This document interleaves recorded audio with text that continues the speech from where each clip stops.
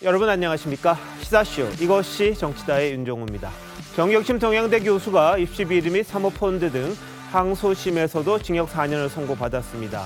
근데 오늘도 정경심 교수와 조국 전 법무부 장관 부부가 나란히 다른 1심 재판 법정에 출석을 했습니다. 자, 딸에 이어 아들까지 입시 비리 의혹이 제기된 상황인데요. 오늘 재판에서는 어떤 이야기들이 오갔는지 전문가들과 짚어보도록 하겠습니다. 어서 오십시오. 안녕하세요. 네, 오늘 재판에는요, 구속 상태인 정경심 교수, 조국 전 장관 함께 법정에 섰습니다. 화면 보시겠습니다. 오늘 아까 사건에서 신기한 한 말씀 부탁드리겠습니다. 재판에 성실히 임하겠습니다. 검찰이 왜곡하고 과장한 혐의에 대해서 사실과 법리에 따라 하나하나 반박하겠습니다.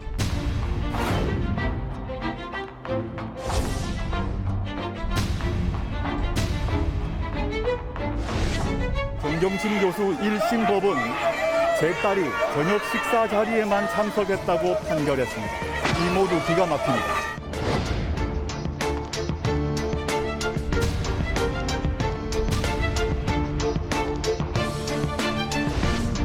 정경심 교수 2심 판결의 충격이 큽니다. 대법원에서 사실 판단, 법리 적용에 대해서 다투겠습니다. 2심도 공모혐의 인정됐는데 여전히 부인하시나요?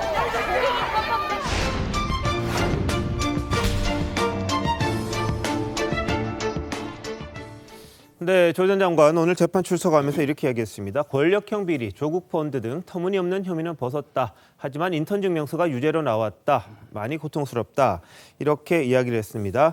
하지만 정경심 교수 재판에서 조국 전 장관 본인이 인턴 확인서를 위조한 걸로 판단한 그 부분에 대해서는 답을 하지 않았습니다. 자, 최백묵 편집장님, 오늘 재판은 어떤 겁니까? 어제와는 좀 다른 겁니까? 그저께와는? 그러니까 어저께까지는 이제 그저께까지는 정경심 교수에 관한 재판이고 예. 오늘은 이제 조국 전 장관 입시 비리 등 그 몇 가지 혐의에 대한 그런 재판이거든요. 네. 그러니까 서로 다른 거죠. 그래서 이제 이 부분과 관련해서 오늘 뭐 같이 나왔는데 어차피 입시 비리 부분은 이제 그 두 사람이 연결된 부분이 한 두 건 네. 정도 되니까 그런 것과 관련해서 그다음에 이제 서울대 공익인권법센터에서 과연 지난번까지는 이제 딸 문제였었는데 네. 오늘은 또 아들 문제까지 지금 거론이 됐거든요. 그래서 오늘 뭐 증인도 나오고 예. 그래서 이것도 상당히 지리한 공방이 계속될 걸로 보입니다. 예. 자, 조 전 장관 오늘 출석하는 모습도 한번 보시겠습니다. 정경심 교수 2심 판결의 충격이 큽니다. 권력형 비리, 조국 펀드 등 터무니없는 협의는 벗었지만 인턴 증명서가 유죄로 나왔습니다. 많이 고통스럽습니다. 그렇지만 대법원에서 사실 판단, 법리 적용에 대해서 다투겠습니다. 그리고 오늘 제가 출석하는 재판에서도 성실히 소명하겠습니다. 감사합니다. 2심도 공모혐의 인정됐는데 여전히 부인하시나요? 위조하신 적 없으세요? 한번을 교수님께서 위조하셨다고 인정하셨는데요. 예. 자, 손영욱 변호사님, 오늘 재판 관련 이야기 좀 해주시죠. 저는 이제 일단 출석하면서요. 네. 터무니없는 혐의는 벗었다 펀드 등에서 이거는 이제 얼마 전에 이낙연 전 총리 말과 이게 더불어서 국민을 저는 속이는 거라 봅니다. 터무니없는 혐의를 새로 벗은 게 없어요. 이번에 2심에서 1심하고 이제 달라진 게 하나가 있습니다. 네. 펀드 11개 중에 6개가 유죄인데 예. 하나 달라진 게 뭐냐면 2018년에 1월 달에 조범동 씨 있잖아요. 오촌 조카. 조범동 씨한테 이제 WFM 주식 10만 주를 장외에서 산 부분 있죠. 이게 원래는 이제 1심에서 미공개 정보 이용으로 유죄였는데 네. 이게 무죄가 됐거든요. 근데 그 이유를 잘 봐야 돼요. 이유가 뭐냐면 이게 미공개 정보 이용은 정보의 비대칭, 즉 상대는 이게 정보를 모르고 사거나 파는 사람이 알 때 이게 미공개 정보 이용이거든요. 근데 조범동 씨는 공범이잖아요. 조범동 씨하고 정경심 씨는 공범이기 때문에 둘이 사고 팔아봤자 이게 미공개 정보 이용이 안 되는 거예요. 둘 다 정보를 알고 있기 때문에. 따라서 그런 이유 때문에 무죄가 됐지 이게 잘했다는 게 아니거든요. 네. 따라서 저는 이게 유죄보다 못한 무죄가 아닌가 예. 이런 이제 생각이 들고요. 네. 아마 이제 그리고 재판에 보면 크게 세 가지가 그대로 연결됩니다. 네. 첫째는 이제 그 서울대 공익인권법센터하고 부산의 그 아쿠아팰리스 호텔 그 위조 있잖아요. 이 두 가지는 조국 전 장관이 주도했다. 이게 첫째 하나 노고요. 예. 그다음에 두 번째 노는 게 김경록 씨, 그 자산 관리해주는 네. 이분의 그 정거인멸 부분 있잖아요. 예. 이거는 조국 장관도 공동정범이기 때문에 그게 또 불리하고요. 네. 그리고 마지막으로 이제 정경심 교수가 그 5억, 10억을 그 투자한 게 있거든. 조범동 씨한테. 예. 이걸 이게 대여금이라고 신고했거든. 네. 공직자 재산에. 네. 근데 투자금이니까 성격이 틀리잖아요. 예. 이 세 가지는 절대적으로 조국 재판에도 영향을 미치는 네. 저는 불리한 판결이다. 이래 봅니다. 알겠습니다. 오늘 재판은 주로 서울대 공익인권법센터 인턴 관련된 내용들이 증인이 나와서 다퉈졌습니다. 그 부분 잠시 뒤에 이야기할 거고요. 네, 전효 의원님. 제가 볼 때는 이제 저런 사람이 어떻게 법무부 장관을 했나. 저런 어떻게 보면은 아주 밑바닥에 잡범들이 하는 위조라든가 이런 걸 어떻게 했나. 그래서 저는 그게 너무 신기하고 또 대법원에 가서 뭐 법리를 다투고 그다음에 열렬하게 싸우겠다 이러는데 그러는 조국 교수 전 교수는 뭐라고 했냐면은 그 법정에서는 맨날 그 형법 148조에 의해서 묵비권을 행사하겠다고 그런 거예요. 네. 그리고 들어가는데 기자들이 질문하는데 답을 안 해요. 저는 이걸 보면서 법정에서 진실을 말하고 제대로 말하면은 거기에 거짓말을 한다거나 여기에 반해서 위증죄로 걸릴까봐 그렇다면은 기자들의 질문에라도 답을 해야 되는 거예요. 네. 근데 이분은 기자들 질문에도 답 안 하죠. 법정에서는 묵비권 행사하죠. 맨날 SNS에만 올리는 거예요. 그리고 부인이 그 법정 구속된 그 날도 SNS를 올리고 턱걸이하는 운동하는 모습도 올리고 이런 걸 볼 때 처음부터 끝까지 머리끝부터 발끝까지 위선과 거짓으로 그래서 오늘 법정에서 나가면서 한 얘기도 전혀 진실성이 없다. 예. 그런 점에서 참 이 나라 국민들이 불쌍하다는 생각했습니다. 예, 알겠습니다. 아직도 근데 조국 전 장관은 교수고요. 또 묵비권은 형법상 보장되어 있는 본인의 권리라는 거 다시 한번 말씀드리겠습니다. 이 전효 의원님이 개인적으로 보시는 부분과 또 이제 반대되는 쪽에서는 또 이 재판 자체 또 이 수사 자체가 조국 전 장관을 향한 먼지털기식 수사다 이렇게 주장하는 부분도 있다는 거 대법 판결까지 보고 저희들이 또 한번 이야기할 부분이 아닌가 싶습니다. 자, 오늘 재판에는요. 서울대 공익인권법센터에서 사무국장을 지냈던 노모 씨가 증인으로 출석을 했습니다. 그런데 고등학생이 인턴을 하거나 드나든 사실이 전혀 없다. 이런 증언을 했습니다. 다만 한입수업 당시 이 센터장 지시로 예전에 없던 인턴십 활동 예정 증명서를 조국 장관의 아들 이름으로 발급해서 어느 여학생에게 전달했다. 하지만 2011년에서 2015년까지는 고등학생이 인턴을 한 적이 없고 조 씨가 누군지도 모른다. 이런 이야기를 했습니다. 자, 이승훈 변호사님, 이게 재판에는 어떤 영향이 있을까요? 일단은 공익인권법센터의 인턴 확인서 위조와 관련해서 굉장히 이제 불리한 진술이죠. 실질적으로 뭐 인턴 활동을 지시하거나 이런 것들을 한 적이 없기 때문에 결과적으로 네. 인턴을 하지 않았다. 이렇게 판결이 날 수 있는 부분이어서 예. 굉장히 이제 조국 전 장관 일가 입장에서 보면 굉장히 불리한 진술은 맞고요. 네네. 다만 이제 이번 판결들을 통해서 이제 사모펀드에 대해서 무죄가 나왔다 이런 취지의 주장을 했는데 결국에는 조국 전 장관이나 아니면 그 어떤 이런 유의 주장들은 결국에는 권력형 비리가 아니었다 네. 이런 취지이고 또 예. 조국 펀드가 아니라 일반 펀드인데 자신이 어떤 그 펀드에 어떤 구입했다 이런 취지의 변명으로 보여집니다. 네네. 다만 이제 국민들 입장에서 보면 7대 스펙이 다 허위로 판정이 났기 때문에 결과적으로 보면 국민들 눈높이에는 굉장히 맞지 않았다고 생각되고 조국 전 장관 입장에서 굉장히 이제 슬프다라는 이런 얘기를 했습니다만 개인적으로 많이 슬플 거라고 보여져요. 이러한 유죄 판결들이 결국 자신의 자녀에 대한 문제가 되고 자신의 부인에 대한 문제가 되고 자신의 동생과 조카에 대한 문제가 되기 때문에 예. 결과적으로는 일가족이 전체 다 어떤 형을 받고 구속되는 그리고 또 학위가 취소되는 그런 영향이 있기 때문에 굉장히 힘들다고 보여지는 거고 예. 그런 측면에서 봤을 때 이제 검찰의 수사가 그냥 왜 이런 검찰 수사가 이루어졌는지 굉장히 이제 이런 일반적으로 수사를 할 때는 가족 중에 한 명 정도 수사하고 추가적인 수사가 이루어지지 않는 경우가 많이 있는데 이렇게 광범위한 수사가 됐다는 점에 대해서 이제 본인이 억울한 부분을 네. 이제 피력하는 걸로 보여지고요. 예. 다만 아무리 특수부 수사여서 이렇게 광범위한 수사가 이루어졌다 할지라도 결국에는 본인은 이제 사냥이라고 주장했습니다만 무죄 판결이 못 나온 이상 네, 네. 이걸 뭐 국민들께 어떻게 변명할 수 있겠습니까? 그런 측면에서 보면 좀 안타까운 그런 일이다 생각됩니다. 알겠습니다. 언론이 사실은 이 의혹들을 계속 제기를 했습니다. 특히 그 논문 같은 거요. 이런 것들은 언론에서 제기가 됐는데 이 조 전 장관 입장에서는 이걸 별건 수사처럼 다른 쪽에서는 그렇게 또 주장하는 부분이 있거든요. 그래서 언론이 먼저 보도를 한 건지 아니면 진짜 검찰이 먼저 알고 이걸 했는지 그런 부분에 대한 논란이 있습니다만 여하튼 조 전 장관 입장에서는 온 가족이 그냥 모든 의혹에서 자유롭지 못하게끔 만들어내는 그런 수사에 대해서 불만이 좀 있을 수도 있겠다 싶긴 한데요. 근데 본인이 이야기한 것과 지금 재판 결과가 너무 달라가지고 그런 부분에서 참 우리 국민들이 어떻게 생각할지 그건 한번 또 지켜봐야 될 것 같습니다. 왜냐하면 공익인권법센터 인턴 증명서 발급과 관련해서 2019년 당시 조 전 장관 딸 주장 있습니다. 한번 들어보시죠. 서울대 공익인권법센터 인턴십 관련 서류를 제가 만들었다는 오늘 보도는 정말 악의적입니다. 한인석 교수는 센터에서 발급한 적이 없다는 입장인데 이에 대해서는 센터에서 분명히 받았습니다. 자, 이건 누가 발급했나요? 제가 발급하지 않은 건 분명한 사실이기 때문에 수사와 재판 통해서 쉽게 밝혀질 것이라고 생각합니다.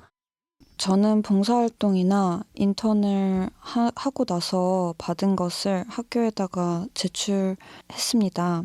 위조를 한 적도 없습니다. 이제 이런 가족 해명을 믿지 않는 분들이 있을 텐데 그분들에게 혹시 하실 말씀 있어요? 없습니다. 안 했다고 해도 믿지 않을 테니까요. 예, 저 이야기를 했는데 재판 결과는 좀 다르죠. 김광 교수님 어떻게 보셔요? 그러니까 어제 정경심 교수의 어떤 판결, 2심 네, 판결이 그저께, 있었고 그리고 그저께인가요? 네네. 그리고 지금 오늘이죠. 지금 새로운 어떤 진술이 나왔어요. 그러니까 증언이 나와서 아들에 관련된 인턴 예정 확인서. 사실 이런 건 굉장히 처음 들어봐요. 그러니까 우리가 논문을 게재할 때 이제 확정이 된 다음에 논문 게재 확정서 뭐 이런 거는 있지만 인턴이라는 것이 사후적으로 이제 확인을 해주는 것인데 이런 것이 만들어졌다는 것 자체가 굉장히 이례적인 것이죠. 어쨌든 자기 변론권이 있기 때문에 뭐 대법원까지 가서 자기의 어떤 법리 다툼을 하겠다는 그런 의사표명은 뭐 정당한 자기의 권리인 것이죠. 그런데 지금 2심까지 여러 가지의 부분에서 사실 유죄가 나왔다는 거는 이 사법부 판단이 그러한 방향으로 가고 있다는 것만은 분명한 것 같아요. 그러니까 지금이라도 저는 조국 전 장관이 이러한 부분에서 좀 허심탄회하게 본인의 어떤 부분들을 인정하는 그런 용단 한번 내리는 것도 자신과 특히나 이제 자신도 자신이지만 자신의 아들과 딸의 어떤 미래를 위해서라도 이런 부분을 사실규명을 좀 용기 있게 하는 것도 좀 어떤가 그런 생각을 좀 해봅니다.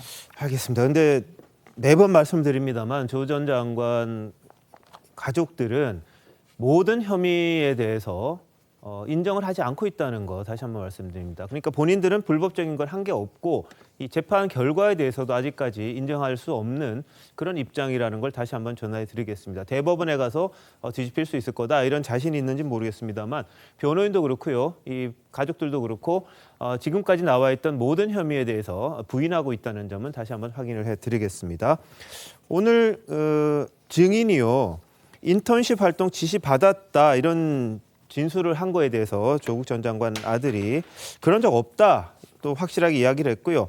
인턴 예정 증명서라는 그런 양식이 없었는데 만들어 달라 그랬기 때문에 이 새로운 양식을 예전 거에서 이 다른 양식으로 썼다 이렇게도 이야기를 했습니다. 지난 청문회 당시에는요 야당에서 이 아들의 인턴 증명서 양식은 또 유독 다르다 이런 주장을 한 적도 있었습니다. 한번 보시죠.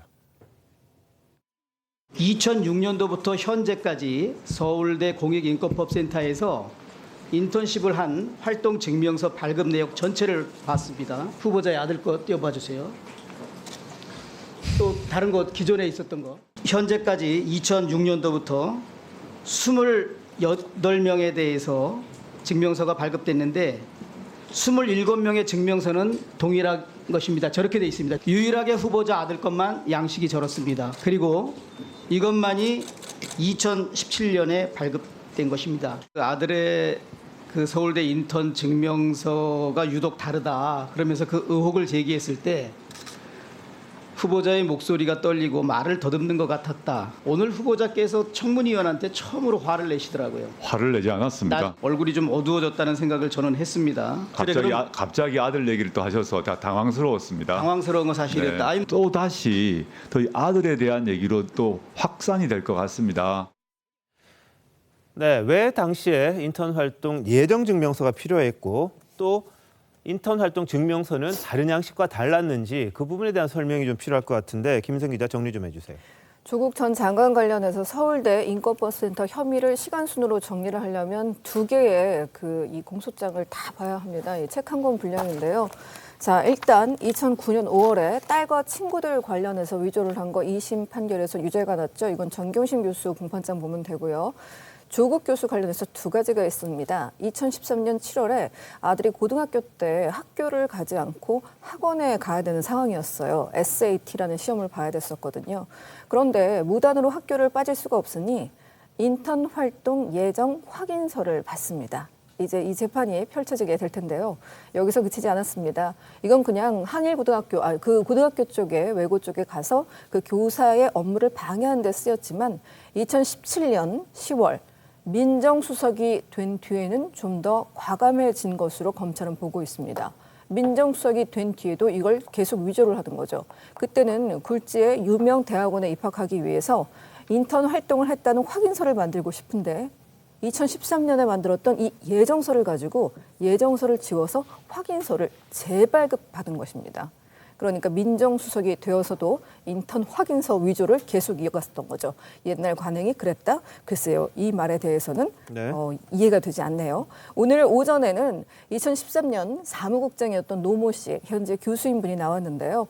오늘 나와가지고 인턴 예정 확인서를 센터장으로부터 써달라는 명령을 받고 지시를 받고 써주었는데 나는 정말 이런 거 써본 적도 없고 고등학교 인턴은 내가 근무하는 동안 한 번도 본 적이 없다라고 입장을 계속해서 반복했습니다. 알겠습니다. 지금 말한 거는 검찰이 이제 공소장에서 주장한 부분입니다. 이제 재판에서 다퉈져야 될 부분이긴 합니다만 예정 증명서는 뭐 학교를 빠져야 될 상황인데 그걸 좀 메꾸기 위해서 예정 증명서라는 걸 기존에 없던 양식을 하나 발급을 받았다 이게 있고요. 이건 한인섭 당시 센터장의 부탁을 통해서 이 발급을 했다는 이야기가 있었고요. 그리고 인턴 활동 증명서는 조 전 장관이 부탁을 했는데 당시에 또 사무국장 오늘 아마 오후 증인으로 나와서 진술을 거부한 분으로 알려져 있는데 그분도 지금 피해자 신분이기 때문에 자신은 진술을 거부하겠다 이렇게 이야기를 했습니다. 그 사람은 조국 전 장관의 부탁을 받아서 예전에 이제 예정 증명서 했던 거를 고쳐서 하는 그 형식으로 인턴 활동 증명서를 발급을 했다는 거거든요.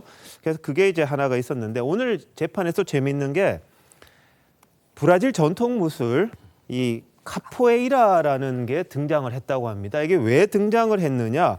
최민규 편집장님, 설명 좀 해주세요. 이 이야기가 왜 나오는 거예요? 아니 이 이제 전직 사무국장인 노모 교수라는 사람이 그 사실은 카포에이라를 배우기 위해서 브라질을 갔다 왔다 이렇게 되는 거거든요. 근데 그거를 조국 전 장관이 얘기를 하는 거예요. 그 얘기를 이 전직 그러니까 왜냐하면 지금 이 노모 교수라는 사람한테 조국 전 장관 아들이 그 뭐 면접을 보고 그다음에 대화를 나눴다 이렇게 지금 주장을 하는 거거든요. 근데 이 노모 씨는 조국 전 장관 아들을 본 적이 없다 이렇게 얘기를 하고 있잖아요. 그러니까 그 본 적이 있다는 증거의 하나로 내가 카포에이라는 걸 전혀 모르는데 그런데 어느 날 갑자기 아들이 카포에이라 얘기를 해가면서 그 노모 교수한테 이렇게 얘기하더라고요. 그러니까 노모 교수가 카포에이라 얘기를 자기 아들한테 해줬으니까 자기 아들이 자기한테 이 얘기를 전해주어서 내가 알게 된 것이다. 그러니까 고로 조국 전 장관 아들이 노모 교수를 만난 것이다. 지금 이걸 입증하려고 하는데 이게 검찰에서도 그 진술을 했던 대목이래요. 그런데 이 부분도 지금 인정이 안 된 거죠. 알겠습니다. 이 증인이 나는 고등학생한테 그런 이야기 한 적이 없다 이렇게 말을 해버리니까 조국 전 장관 직접 신문을 했다고 합니다. 오늘 이 부분에 대해서는요. 그런데도 불구하고 증인은 내가 그거 카포에이라 배우는 건 알려졌던 이야기고 하지만 이 고등학생에게 이런 이야기를 한 적은 없다 이렇게 이야기를 한 겁니다. 전 의원님. 그러니까는 보면은 묵비권 행사 권리죠, 우리 사회에서. 그럼에도 불구하고 어떤 때는 본인이 저렇게 변호사 사신호 패스인데도 불구하고 변호사를 제끼고 자기가 질문을 하고, 그리고 어떤 때는 뭐 이 입을 꽉 다물고 있고요. 네. 그리고 뭐 대법원에 가가지고 뭐 법리를 다투겠다 하는데 대법원에서 물론 그렇게는 할 수는 있습니다만 사실 2심이면은 대부분의 거의 90%의 이 판결은 거의 끝나는 거로 볼 수 있거든요. 그런 점에서 모든 것이 모순 그 자체다, 모순 덩어리다. 네. 조국 그 장관 시절에 이 사퇴를 하면서 뭐라고 했냐면 가족들의 안위를 위해서 물러난다고 했어요. 그런데 그 결과가 뭡니까? 결국은 가족들을 그냥 가족 사기단의 반열에 그냥 딱 올려놓은 거, 그런 결과가 되는 거 아닙니까? 그래서 조국 장관은 아까 말씀하신 대로 어느 정도에서 이 스스로 매듭할 필요가 있는 거죠. 네. 알겠습니다. 자, 이제 뭐 오늘 1심 재판입니다. 조국 전 장관과 정경심 교수의 이 위조라든지 다른 재산 관련 부분, 신고 부분 이런 데 대한 재판이 열린 건데요. 지난번 2심이 끝났던 이 조국 전 장관 딸과 관련된 부분에 대해서 의사 시험 합격해서 지금 인턴 활동하고 있습니다. 근데 온라인 상에서는 진료 멈춰 이런 게시물들이 올라오고요. 이 학교에서는 입학 취소를 요구하는 학생들의 목소리가 커지고 있다고 합니다. 2019년 당시에도 이 진상 규명을 촉구했던 일이 있었죠. 고려대에서 있었던 일이긴 한데 한번 보시죠. 저와 사실 제 친구들은 지금 취업도 학업도 손에 잡히지 않습니다. 지금 조국 장관 자녀 사태를 지켜보면서 무기력에 더 빠졌습니다. 더 이상 상식과 합리적 판단이 무너진 사회에서 우리가 노력해서 무엇하나라는 생각마저 듭니다. 정의의 이름 아래 위조 서류 제출에 따른 입학 취소 처분을 내림으로써 실추된 학교의 명예를 회복하라. 예, 그 당시에 저런 집회도 하고 시위도 하고 그랬었습니다. 그랬더니 이제 고려대 동문 커뮤니티에서는 이 교우 호소인이다 이런 말까지 등장하면서 좀 비판적인 목소리가 나오고 있는데요. 자, 선육 변호사님, 이 입학 또 부산 의전원 관련 의사 면허 이런 게 어떻게 맞물리게 됩니까? 어떻게 됩니까? 그러니까 이제 당연히 맞물리게 단계별로 갈 수밖에 없고요. 예. 저는 법적으로 보면 이제 그 형사 책임하고요. 그다음에 징계 책임은 전혀 별개입니다. 네. 형사 책임의 재판이 진행되더라도 징계는 이게 별도로 진행하는 거예요. 예. 그 징계는 무죄 추정의 원칙하고 아무 관계 없는 겁니다. 그렇다면 이게 처음부터 고려대학이나 부산대 의전원에서 자체적으로 심사를 해서 스펙이 허위로 냈으면 입학 요강에 보면 허위서류 첨부하면 입학 취소 아닙니까? 무효. 네. 따라서 이게 처음부터 저는 징계를 했어야 되는데 지금 이게 2심까지 놓은 거예요. 늦어도 이게 너무 늦은 만시지탄 중에도 이게 이렇게 늦을 수가 없다. 예. 이렇게 보이고요. 제가 누누이 방송 때 몇 번 했지만 과거의 정유라 사건 그게 정상적인 절차입니다. 형사재판과 별도로 학교에서 이게 자체적으로 수사하고요. 네. 따라서 저는 지금이라도 고려대학에서 먼저 예. 대학 합격을 취소하고 그리고 이제 그러면 부산대 의전원도 대학을 넣어야만 이게 의전은 대학원을 갈 수 있는 거 아닙니까? 예. 그럼 이게 자동 취소되는 거고 또 의전을 안 넣으면 이게 의사가 될 수가 없잖아요. 네. 로스쿨 안 넣으면 이게 변호사 못 되듯이 예. 이렇게 의사 면허까지 취소하는 이래야만 이게 어느 정도 정의나 공정 상식이 그래도 조금 회복되는 거지. 네네. 저는 이게 너무 늦다 이래 보는 거예요. 김관익 교수님 어떻습니까? 대학 입장에서 저 입학 관련 사정과 이 위조와의 연관성까지 다 따져서 종합적으로 판단을 하겠습니까? 아니면 그냥 서류 잘못 낸 것 자체로 그냥 학교 규정 따라 다른데요. 예컨대 뭐 위조 관련된 서류가 들어와 있다 그러면 그 자체를 사실은 이제 취소하는 그런 경우도 있고 네네. 아예 그 부분만 사정을 안 했다면 예. 그것을 점수를 빼고 사정하는 경우도 있고 네네. 뭐 그래서 학칙에 따라 다른 것 같아요. 근데 이제 고려대 같은 경우는 허위 입시 서류가 존재하면은 이 조치를 할 수 있다 뭐 그런 부분이 예. 있는 것 같아요. 그러니까 사실상 이런 논란이 계속 되는 데에는 지금 뭐 서정욱 변호사 말씀하셨지만 학교들이 좀 조치를 예. 좀 자율적으로 좀 일찍 하는 것이 좀 필요하다라고 생각을 하는데 예.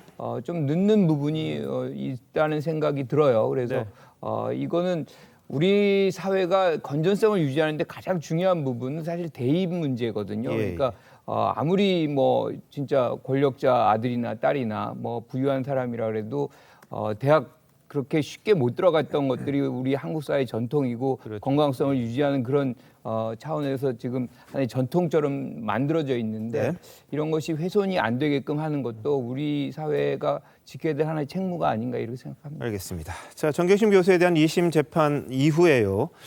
추미애 대선 후보와 한동훈 사법연수원 부원장이 연일 신경전을 벌이고 있습니다. 뭐냐 하면 추미애 후보 같은 경우에는 이 마른 수건 쥐어짜듯 뽑아낸 혐의였다 이랬더니 수사를 담당했던 한동훈 검사장 도대체 뭘 보고 다 무죄라고 그러느냐, 이 거짓말하는지 모르겠다 이렇게 이야기를 했습니다. 그러면서 이제 추미애 캠프 측에서는 전직 상관에게 추미애 씨라고 부르는 용기가 가상하다 이런 감정 싸움 같은 비슷한 것까지 이어졌는데요. 자, 최병규 편집장님 어떻게 보십니까 이 공방이요? 이거는 기본적으로 사실은 수사를 지휘했던 사람이죠. 뭐 수사를 직접 담당했던 사람은 아니고요. 그러니까 한동훈 검사장이 수사를 지휘한 입장이니까 본인은 이제 그 기소하고 뭐 재판에서 1심과 2심에서 그 징역 4년이고 그리고 이제 법정 구속까지 돼서 현재 그 감옥에 있는 거 아니겠습니까? 자, 그래서 이제 수사팀으로서는 정말 뭐 최선을 다했다 이렇게 생각하는데 지금 추미애 전 장관은 그게 아니고 뭐 권력형 비리도 아니고 그리고 뭐 대부분 이제 사모펀드 부분은 무죄가 나왔다 이렇게 주장을 하는 거예요. 아까 조국 전 장관이 주장하는 거와 같은 맥락이죠. 근데 그거는 이제 법률적으로 보면 좀 다르거든요. 물론 추미애 전 장관의 시각은 처음에 검찰이 기소할 때 권력형 비리라는 부분도 하나의 기소 사유에 들어간 적이 있어요. 그다음에 이제 사모펀드도 주요 핵심 부분은 무죄다. 뭐 이렇게 이제 우리가 이해를 하려면 할 수는 있는데 그러나 기본적으로 사모펀드와 관련해서 6개의 그 혐의가 유죄로 나왔거든요. 그러니까 저렇게 수사팀을 공격하는 것은 결국 수사팀에 대한 명예훼손이다 이렇게 생각을 하는 것이고 그러다 보니까 이제 양쪽이 서로 갈등을 일으키는데 사실은 뭐 누구시 하는 거는 추미애 장관 측에서 먼저 얘기했어요. 그러니까 아마 한동훈 검사장도 이제 추미애 씨라고 반격을 하는 그러니까 이제 감정 싸움까지 들어간 것 아닌가 이런 생각이 듭니다. 근데 두 사람 악연은 뭐 예전에도 이미 있었습니다. 뭐냐면 이동재 전 채널A 기자와 한동훈 검사장이 주고받던 대화에 추 장관을 당시 장관을 일개 장관 이렇게 표현한 적이 있었죠. 한번 들어보시죠. 그냥 딱 하나야. 무조건 수사를 막겠다, 권력 수사를 막겠다는 그런 일념밖에 없어서 그렇지. 그리고 문제는 공부 좀 하고 하라 그래. 매번 틀리잖아요. 지금까지 맞는 말을 한 적이 한 번도 없잖아요. 아니 일개 장관이 헌법상의 국민의 알 권리를 뽀샵질을 하고 있어. 국민의 알 권리가 나중에 알아도 될 권리야? 자괴감을 느꼈습니다. 일개 장관이라는 말을 검사장이라면 상당히 고위 간부인데요. 고위 간부로부터 그런 막말을 듣는 것에 대해서는 상당히 자괴감을 느꼈습니다.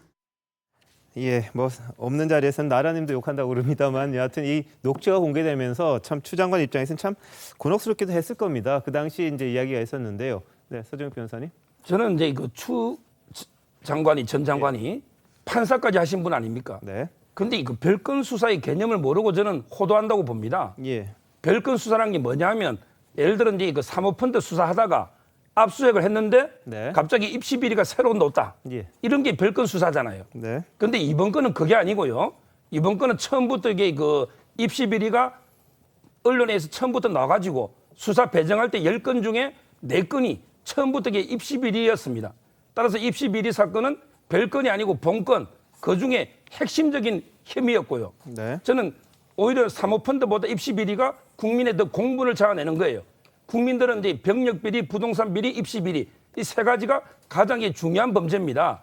따라서 이 과정을 추미애 장관이 알면서 마치 이게 뭐 별건 수사로서 마른 수건 쥐어짜듯 이거는 정말 이게 국민을 속이는 호도하는 행위입니다. 알겠습니다. 제가 아직도 기억을 하는데 검찰이 이제 문제 제기를 했던 거는 펀드 관련된 거거든요. 이게 공직자윤리법에 의해서 사실상 익명으로 그러니까 모르는 펀드죠. 사모펀드 같은 경우에 이제 가입이 가능한 건데 이런 부분을 이제 위반했다. 다 알고 그 내용을 알고 사실은 투자한 것이다. 그래서 이제 조국 펀드다. 이것이 공직자윤리법에 저촉이 된다. 예. 이렇게 해서 수사가 진행이 된 거거든요. 네네. 근데 그 과정 속에서 뭐 이런저런 얘기들이 다 나오고 뭐 횡령이다, 뭐 내부자 정보 이용했다, 뭐 이런 것들이 다 같이 드러난 것이고 그거는 당연히 이제 별건의 어떤 효과가 분명히 있었던 것인데 저는 뭐 어떤 형태로든 잘못된 것이 있으면 처벌을 받아야 된다는 데 동의합니다. 그런데 이제 한동훈 검사에 대한 부분도 저는 이렇게 생각해요. 개별 기자들을 사실상 이 검사들이 못 만나게 돼 있어요. 이걸 아주 그냥 자연스럽게 만납니다. 이거는 규칙 위반이고 분명히 잘못된 것임에도 불구하고 그 부분에 대한 반성 없습니다.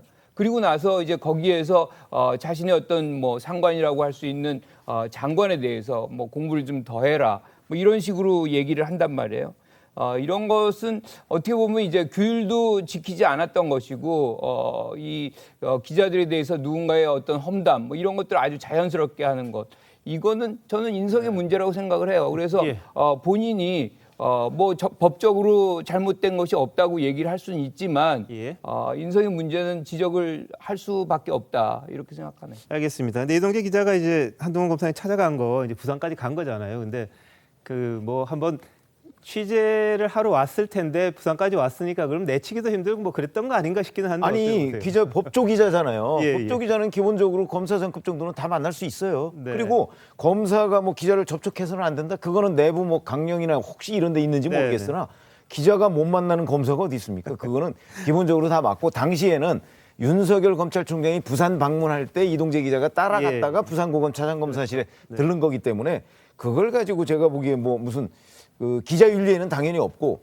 뭐 검사가 기자를 못 만난다 저는 그렇게 볼 건 아니라고 봅니다. 알겠습니다. 뭐 그 부분은 이제 개인적으로 나눈 부분도 있습니다만 이게 이제 이른바 검언 유착이라는 프레임 속에서 기자와 검찰이 뭔가 짜고 뭔가를 꾸미려고 했다 이런 프레임을 만들려고 했습니다만 그게 이제 무죄 판결이 나면서 좀 깨진 측면이 있습니다. 네, 김민성 기자. 네, 한동훈 검사장은 자신이 조국 수사를 했기 때문에 검언 유착 프레임에 걸려서 1년 반 동안 자신이 보복을 당했고 자천을 당했고 아직까지 복직도 안 돼, 아직까지 그 제자리로 자기 가지도 못하고 있고 사건 종료도 안 되고 있다. 굉장한 괴롭힘을 당하고 있다고 생각하지만 어제 독재폭행 1심 유죄가 나면서 어느 정도 이게 진실이 밝혀가는 수순이라고 주장하고 있죠. 그리고 이제 조국 전 장관 본인의 재판에서 따질 것들이 참 많이 남아 있습니다. 민정수석으로서 백지 신탁 처분 의무하지 않았고요. 그리고 차명주식 보유한 의혹 그리고 공직자윤리법 이거에 대한 판단 지금 남아 있습니다. 허위재산 신고에 따른 위계 공무 집행 방해, 청와대 집행을 방해했습니다. 특히 민정수석이었을 때 8억 원을 빌려줬다고 주장을 했는데 사실은 투자인 것으로 정경심 교수의 재판에서 확인이 어느 정도 됐지요. 이것도 조 전 장관 재판에서 다시 한번 진행이 될 겁니다. 알겠습니다. 특히 따님이요.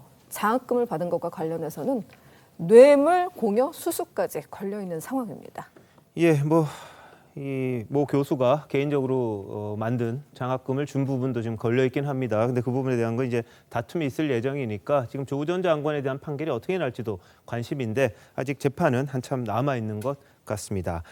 여하튼 조 전 장관과 관련된 이른바 조국 사태, 조국의 강 이런 표현들이 있었는데 이 지난 보궐선거, 부산, 서울 보궐선거 당시에는 이게 상당한 이유가 됐다 안 됐다 논란이 많았었죠. 근데 지금 민주당 내 대선 주자들은 조 전 장관 이번 판결, 정경심 교수 판결과 관련해서는 뭐라 그럴까요? 일방적으로 뭐 비판하는 그런 목소리는 못 내고 있습니다. 이 조 전 장관에 대한 이 뭐 동정이랄까요? 그런 표현들이 좀 많이 나오는데 이승훈 변호사 어떻습니까? 당내 경선 때문에 그런 건가요? 아니면 이 사태 자체를 그렇게 보는 건가요? 아무래도 당내 경선의 역할이 많은 것 같습니다. 또 이낙연 후보 같은 경우에는 굉장히 안타깝다, 뭐 형량을 맞춘 것 같다 이런 취지로 얘기를 했는데 결국에는 강성 지지층의 표심이 있기 때문에 이 표심을 외면할 수 없기 때문에 그것에 어떤 호응하는 듯한 말을 한 것 같은데 결과적으로 보면 이게 본선이라든가 중도층의 국민들의 입장에서 보면 그렇게 호응할 수 있을까에 대한 의문이 있고요. 실제 송영길 대표가 이 조국 전 장관 사태에 대해서 내로남불이고 굉장히 쓴소리를 하면서 우리가 이제는 조국의 강을 건너야 된다라고 말을 했기 때문에 민주당의 기본 입장은 그 송영길 대표의 기본 입장이라고 생각되고요. 다만 이제 후보들이 어떤 자신의 입장에서 지금 처지에서 일부 이제 조국 전 장관 장관에 대해서 안타깝다는 표현을 쓴 것 같은데요. 결과적으로는 법의 어떤 판결은 존중하면서도 인간적인 측면에서 안타깝다는 취지로 받아주시면 될 것 같습니다. 예, 전 의원님. 아니 인간적인 걸 가지고 안타깝고 슬프고 이렇게 그동안에 거의 2년 내내 감성을 호소하지 않았습니까? 근데 눈물도 그만 그칠 때가 됐고 그다음에 그들의 눈물이라는 것이 굉장히 편파적인 눈물인 거죠. 우리나라에서 그런 눈물을 받을 만한 사람은 조국 일가밖에 없는 거예요. 만약에 다른 집에서 저렇게 가짜로 서류 만들고 또 인턴도 아버지의 네트워크, 엄마 찬스 다 해서 했다면 눈물은커녕 돌멩이 그 사례를 맞을 겁니다. 그래서 저는 이낙연 후보가 그런 말을 했어요. 조국과 함께 하겠다. 그러자 여론이 불붙으니까 조국 가족들의 아픔과 함께 하겠다. 이렇게 이제 슬쩍 돌리는데 정신 차려야죠. 그리고 그 당 안에 있는 강성 지지층의 말만 듣다가는 그게 바로 나락으로 떨어지는 거죠. 알겠습니다. 이낙연 후보를 비롯해서 모두 그럴 겁니다. 예. 자, 뭐 말씀하신 것처럼 뭐 인간적인 그런 것들은 뭐 할 수 있을 것 같습니다. 근데 이 판단 또 조 전 장관과 함께 가는 것, 조국의 강을 건너냐 못 건너느냐 이런 부분에 대해서는 이제 선거가 있고 그런 부분이 있으니까 국민들이 판단할 부분이 아닌가 싶기도 합니다. 자, 다음 이슈는요. 이 정진웅 울산지검 차장검사 어제 이제 유죄 선고를 받았습니다. 집행유예가 선고되긴 했습니다만 그렇다면 정 차장검사의 직무 배제, 징계 어떻게 될까? 그리고 한동훈 검사장 지금까지는 아무런 혐의가 없습니다. 기소도 되지 않았고요. 의혹만 받고 있는 상황인데 그 부분에 대해서는 또 어떻게 될 건가? 이게 또 관심사입니다. 박범계 장관은 오늘 정 차장검사의 직무 배제와 관련해서 구속 조치 검토하겠다. 조치를 취할지 말지 취한다면 어느 정도 단계가 적절한지 열어놓고 검토하겠다. 이렇게 이야기를 했습니다. 그러면서 반면에 한동훈 검사장에 대한 무혐의 처분과 관련해서는 왜 그래야 되느냐. 수사 끝나지 않았고 포렌식 문제도 남아있다. 이렇게 또 이야기를 했습니다. 자, 최명희 편집장님, 이건 어떻게 봐야 될까요?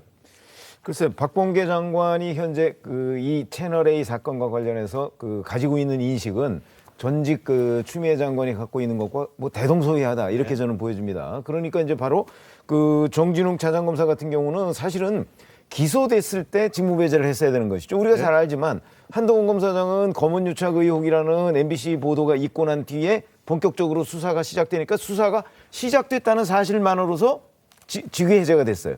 그러다가 이제 두 번의 좌천을 거치지 않았습니까? 자, 그런데 정진웅 차장검사는 바로 검찰에서 수사를 해서 기소를 했는데도 직무배제가 안 되고 광주지검에 가서 차장검사를 하다가 이번에 울산지검으로 갔단 말이죠. 이거는 이제 서로 이중잣대죠. 그런 것이고요. 한동훈 검사장에 대해서는 검언유착 의혹이라는 이제 프레임으로 추미애 전 장관이 계속해서 얘기를 했습니다마는 그 후에 작년 2월 달에 이동재 전 기자하고 한동훈 검사장 간의 대화 녹취 내용이 완전히 공개가 되면서 그럼 과연 검언유착 의혹이라는 거는 없는 것 아니냐. 이제 이런 얘기가 됐어요. 그러면 이제 남은 거는 실제 수사팀도 계속해서 한동훈 검사장에 대해서 수사를 해봤더니 무혐의다 해서 뭐 7번인가 8번인가 뭐 계속 하여튼 검사장한테 무혐의 처분합시다 이렇게 올렸다는 거 아니에요. 근데 그거 결재를 이성윤 검사장이 안 하고 갔어요. 지금 현재 이 검사장도 안 하고 있잖아요. 그러면 한동훈 검사장에서 과연 포렌식 기술이 발달할 때까지 그러면 계속 붙잡고 있어야 되는 것이냐 하는 부분에 대한 또 하나의 형평성 문제가 나오고 있는 겁니다. 알겠습니다. 자, 정진웅 차장검사 판결에 수긍하기 힘들다고 이야기했습니다. 직무행위였고 고의도 없었다. 유죄 선고는 사실 오인과 법리 오해로 인한 거니까 바로 항소를 할 가능성을 열어놨습니다. 그리고 한동훈 검사장과 관련돼서는 박범계 장관이 이렇게 이야기를 했습니다. 수사 마치자는 얘기엔 동의하기 어렵다 이런 이야기를 했거든요. 자, 이승훈 변호사님, 그러면 어떻게 하겠다는 건가요, 이 부분을요? 일단 뭐 수사를 종결하기 참 어려운 상황인 것 같은데요. 실질적으로 이제 채널의 이동재 기자가 강요 미수에 대해서 무죄가 나왔습니다만은 아직 이제 항소심이 남아 있고 실질적으로 채널의 이동재 기자가 이제 이철 전 대표에 대해서 어떤 가족의 형량이라든가 재산 같은 것에 대해서 몰수할 수 있다, 뭐 형량이 높아질 수 있다 이런 실질적인 협박이 있었고 또한 이동재 기자의 어떤 핸드폰이나 노트북이 포렌식되면서 증거가 인멸된 정황이 있거든요. 여기에다가 이제 한동훈 검사장의 어떤 핸드폰의 비밀번호가 풀리지 않았기 때문에 이 부분에 대해서 수사가 더 돼야 된다라고 하는 것이기 때문에 일면 타당한 측면도 있다고 생각합니다. 네. 다만 이제 한동훈 검사장 입장에서도 보면 좀 억울할 수도 있는데요. 다만 본인이 그렇게 좀 억울하다고 주장을 한다면 예. 그럼 본인의 핸드폰에 비밀번호를 틀어줘서 예. 보여준다고 해서 특별히 나올 게 있습니까? 본인은 억울하다고 하는데 그렇다고 한다면 오히려 수사에 협조해서 본인이 억울하니까 빨리 수사를 종결시킬 수 있지 않을까 이런 생각도 들고요. 결국에는 윤석열 전 총장이 대선에 출마함으로써 굉장히 이런 어떤 서로 간의 신경전이 있는 것으로 보여져요. 윤석열 사단의 최측근이라고 하는 한동훈 검사장이 계속적으로 어떤 언론에서 어떤 자신의 정치적 의사를 표현하고 그러면서 추미애 전 장관에 대해서도 뭐 일개 장관이다, 추미애 씨 이렇게 어떤 정치적인 언사를 하고 있기 때문에 결과적으로 보면 여권에서도 굉장히 부담스럽고 법무부 입장에서도 보면 굉장히 부담스러운 상황이거든요. 네네. 이런 측면이 어떤 고려돼서는 안 되지만 실질적으로 고려될 수밖에 없는 그런 상황으로 가지 않나 싶습니다. 예, 한 검사장은 박 장관 향해서 이렇게 이야기했습니다. 언제부터 법무부 장관이 구체적인 사건을 수사 지휘하느냐, 특정 사건에 대해서 구체적으로 수사 지휘하는 나라가 됐느냐, 검찰청법 위반이다 이렇게까지 이야기했습니다. 그러니까 이거 왜 수사 끝내지 않느냐 했을 때 일종의 가이드라인을 제시한 것 아니냐 이런 지금 비판인데요. 지금 비밀번호 이야기 나와서 그런데 추미애 전 장관도 이 한동훈 검사장에 대해서 이 휴대전화 풀면 될 거 아니냐 그런 이야기 계속해 왔습니다. 박범계 장관도 비슷한 것 같은데 한번 들어보시죠. 이것은 시급히 압수수색 된 것이 포렌식도 돼야 되고요. 그 포렌식을 하려면 비번을 알아야 되는데 수사 협조를 전혀 하지 않고 있습니다. 한동훈 검사장이 끝내 기소가 안 될 수도 있습니다. 이런 경우에 그 장관님이 잘못된 수사 지휘권 발동에 대해서 스스로 책임질 의향이 있으십니까? 압수한 휴대전화기 비밀번호를 몰라서 포렌식을 못하고 있는 상태입니다. 비밀번호를 안 알려주고 협조를 안 한다 그러면 어떻게 앞으로 수사를 할 수 있겠습니까? 이 사건의 가장 중요한 단서가 뭐냐면 한동훈 검사장의 휴대전화를 포렌식하는 건데 아직까지 하지 못했다. 이 부분에 대한 것은 왜 안 되는 겁니까? 충분히 할 수 있다고 생각합니다. 국가의 검찰 혹은 경찰 수사기관의 수사에 대한 협조 의무라는 것이 강학상, 학설상 얘기가 되고 있습니다. 협조 의무. 그 대표적인 사례가 저는 이 한동훈 검사에 대한 이 포렌식 혹은 거기서 동의를 하면 바로 열어볼 수도 있는 겁니다. 네, 이러다 보니까요. 이 한동훈 검사장이 휴대전화 비밀번호를 풀 수 있는 기술이 나올 때까지는 묻어둬야 된다. 무혐의 판단을 하기 어렵다. 이런 이야기까지 있었죠. 서정욱 변호사님. 두 가지 이제 말씀드리면 앞부분의 그 검찰청법은요. 법무부 장관은 이제 그 검찰총장을 통해서만 서면으로 이제 지휘할 수 있다. 그게 아니고 이제 직접적으로 박범계 장관이 계속 개입하고 있잖아요. 가이드라인으로. 이게 검찰적 위반이다. 이런 데 뜻이고요. 그다음에 두 번째 그 지금 녹취를 보면 뭐 협조 의무. 저도 이게 법조이지만 아니 피의자나 피고인이 수사에 협조 의무가 어디 있어요?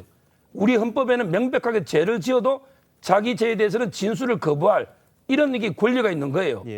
진실을 말할 의무도 없는 거예요. 오히려 이게 자기 보호 본능입니다. 이런 이게 듣도 보도 못한 협조 의무. 그러면 이게 과거에 이재명 지사 있죠. 이재명 지사는 형의 강제번할 때 핸드폰 비밀번호 할 때 그때 협조했습니까? 대선 주자도 협조 안 하고 그때 종결했잖아요. 따라서 저는 이런 이게 협조 의무라는 말도 안 되는 논리로 지금까지 이게 그 처분 안 하는 건 문제고요. 결론적으로 이제 그 한동훈 검사장에 대해서 저는 두 가지가 문제된다 봐요. 처음에는 이제 그 혐의도 없이 인사조치를 여러 번 했죠. 바로 이제 부산고검부터 용인의 법무연수원, 진천 가서 그다음에 일산의 사법연수원 부원장까지 이거는 분명히 직권 남용, 인사권 남용이고요. 그리고 이제 지금까지 수차례에 걸쳐 결제 안 하고 계속 이게 방치하고 있잖아요. 이거는 이게 직무유기입니다. 따라서 반드시 저는 문제될 걸 봅니다.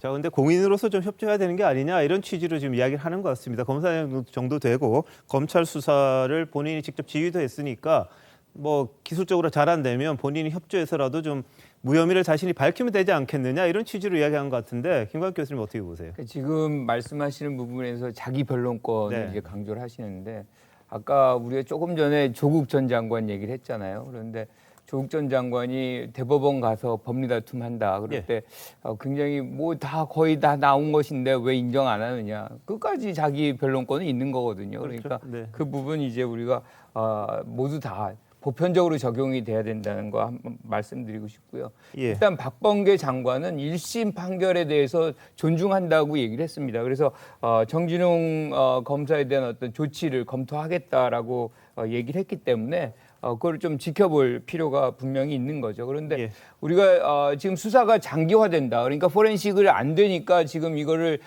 이제 종결 처리를 안 한다. 이런 불만이 있는 거잖아요. 그런데 거꾸로 이제 종결 처리 너무 빨리 해가지고 사실은 그 진실이 드러나지 않았던 사례들도 있거든요. 예컨대 윤석열 전 총장의 장모 부분 같은 경우는 무혐의 처리를 했는데 나중에 알고 봤더니 지금 유죄 처리가 돼가지고 1심에서 징역 3년을 선고받고 있잖아요. 그러니까 이런 것들은 사실 어떻게 보면 그 사안마다 다르게 이제 우리가 볼 수도 있는 부분인 것이고 그래서 아마 뭐 이 부분을 증거 없이 계속해서 끌고 가면 더 뭐 비난을 많이 받겠죠. 그런데 이 부분에 대해서는 법무부 장관이 책임지고 포렌식이 문제인지 아니면 진실이 따로 있는 것인지 밝혀야 될 의무가 있다 이렇게 생각합니다. 근데 기본적으로 그러면 휴대전화 포렌식 못하면 수사 못하나요? 아까 뭐 추미애 법무부 장관 그렇게 얘기를 하던데 지금까지 휴대전화 포렌식 안 하고 수사한 경우가 대부분이었고요. 최근에서야 이 포렌식 기술이 발달하면서 이제 그 하는 것이고 그다음에 사실은 이게 휴대전화 포렌식 아까 뭐 이재명 경기도지사 얘기는 했지만 이재명 경기도지사는 휴대전화 그거 비밀번호 풀지 못하고 그냥 사건 종결했어요. 그런데 왜 한동훈 검사장 거는 그럼 종결이 안 되나요? 이런 부분. 그다음에 또 하나는 자 그럼 휴대전화 포렌식이라고 자꾸 주장을 하는데 사실은 이동재 전 기자의 그 휴대전화는 압수를 했잖아요. 그래서 압수해서 이동재 전 기자가 만약에 한동훈 검사장과 어떤 식의 통화를 하고 뭐 이런 것들을 그 밝히려고 한다면 한 사람의 휴대전화만 있으면 다 그건 밝힐 수 있어요. 그런데 이동재 전 기자의 휴대전화는 다 가서 들여다봤으면서 그런데 거기서 안 나왔으니까 한동훈 검사장을 제대로 수사도 못하고 기소도 못했을 거 아니겠습니까? 수사심의위원회에서도 이 수사 중단하라고 그랬잖아요.